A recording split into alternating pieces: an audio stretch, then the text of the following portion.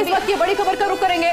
जिस तरीके से एक एक करके रुझान लगातार सामने आ रहे हैं, एमके स्टालिन कोलाथुर सीट से चुनाव हार गए हैं। ये बड़ी खबर इस वक्त की सामने आ रही है। एमके स्टालिन कोलाथुर सीट से चुनाव हार चुके हैं।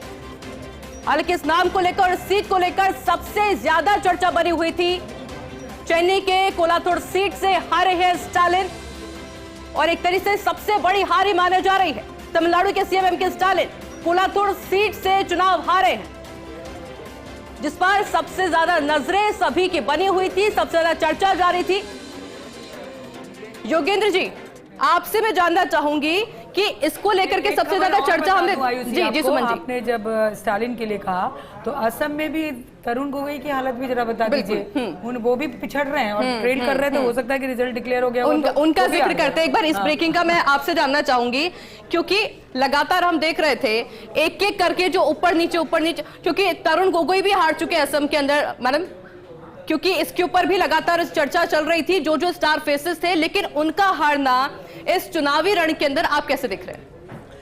देखो, जब एंटी इनकम्बेंसी की लहर चलती है तो सबसे पहले उस लहर का जो असर होता है वो मुख्यमंत्री की सीट पर होता है, उसके मंत्रिमंडल पर होता है। ये हर जगह होगा। आप राजस्थान में देखेंगे, आपने कर्नाटक में देखा, भारतीय जनता पार्टी की सरकार वहां थी, वहां भी आप देखेंगे। तो स्टालिन को हराने का मतलब है कि जनता ने सीधा सीधा जितना भी वहां पर कुशासन था, जो एंटी इनकम्बेंसी थी, उसका सीधा दोषारोपण किस पर किया? वो मुख्यमंत्री के ऊपर किया है। तो उनका हारना अपने आप में बहुत बड़ी बात है।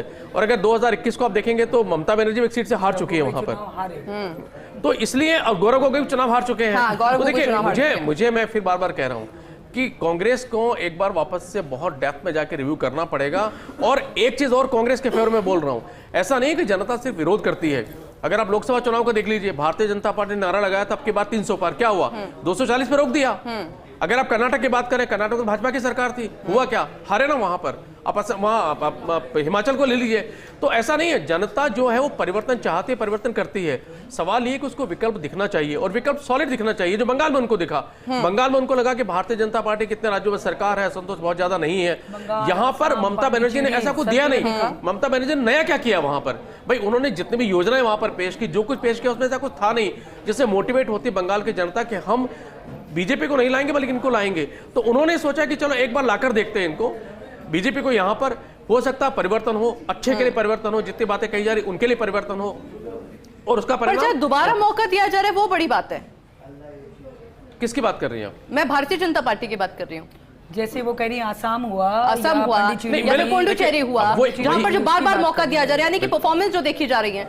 अब देखिए, जहां तक सवाल आप असम की बात कर रहे हैं, तो आप